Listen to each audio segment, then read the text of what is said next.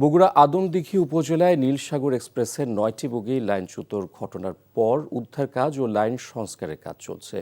সন্ধ্যার station master Khadija Khatun জানান, গতকাল বিকেলে ঈশ্বরদী ও পার্বতীপুর থেকে 2টি উদ্ধারকারী ট্রেন এসে কাজ করছে। এর মধ্যে 7টি বগি উদ্ধার করা হয়েছে।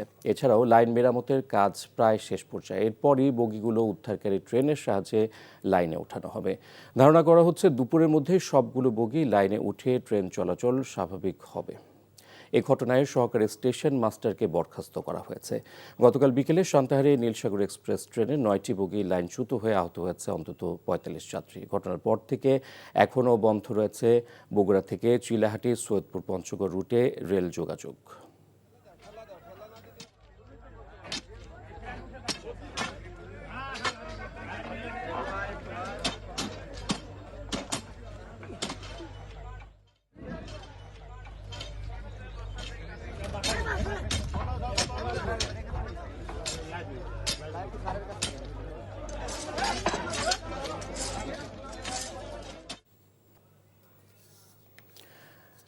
দর্শক, আবারও যাচ্ছি বগুড়ায়। ট্রেন দুর্ঘটনাস্থল থেকে আমাদের সঙ্গে যুক্ত হচ্ছেন স্টাফ করেসপন্ডেন্ট আতিকুর রহমান সোহাগ। নীলসাগর এক্সপ্রেস ট্রেনের লাইনচ্যুতর ঘটনার উদ্ধার কাজের কি অবস্থা, আর কখন স্বাভাবিক হতে পারে সবকিছু?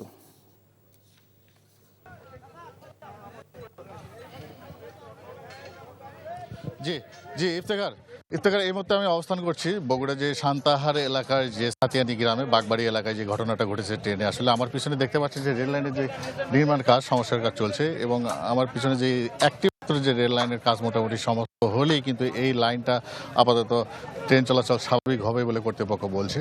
তো গতকালের এই ঘটনার পরপরই কিন্তু 2টি উদ্ধারকারী ট্রেন এখানে এসেছিল। তারা কিন্তু সারা রাত কাজ করে 8টি বগির মধ্যে 3টি বগি তারা উদ্ধার করে এনে সান্তাহার স্টেশনে নিয়ে গেছে, এবং 5টি কিন্তু আমার পিছনেই রয়েছে যেখানে রাখা আছে, এবং তারা 21 বা 22 তারিখে তারা এই ট্রেনগুলো উদ্ধার করবে এমনটাই বলেছে।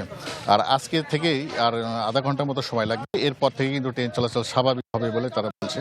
আর গতকাল কিন্তু এই ঘটনার পর যাত্রীদের যাতে হয়রানি কমানোর জন্য কর্তৃপক্ষ বিশেষ ব্যবস্থা নিয়েছে। ঢাকা থেকে যেগুলো ট্রেন উত্তরবঙ্গগামী এসেছিল সেগুলো সান্তাহার থেকে যাত্রীদের নামিয়ে দিয়েছে, এবং আমার এই পার্শ্ববর্তী ছাতিয়ানি যে বন্দর রয়েছে এখানে এই উত্তরবঙ্গ থেকে ট্রেন এখানে দাঁড়াচ্ছে, এবং যাত্রীরা উঠছে এবং পারাপার হচ্ছে, এবং তারা হেঁটেই কিন্তু এই পাশ দিয়ে আমাদের যাত্রীরা কিন্তু হেঁটে হেঁটে এই সান্তাহারে যাচ্ছে। তো এইটুকু দুর্ভোগের যাত্রীদের নানান হয়রানির শিকার হচ্ছে বলে তারা জানিয়েছে। তবে আর আধা ঘন্টার মধ্যে কর্তৃপক্ষ বলছে যে আমাদের সম্পূর্ণভাবে ট্রেন চলাচল স্বাভাবিক হবে।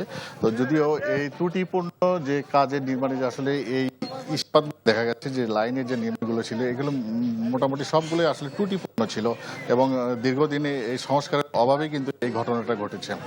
তো এই ছিল এখানকার সর্বশেষ অবস্থা। জানছিলাম ট্রেন দুর্ঘটনার খবর।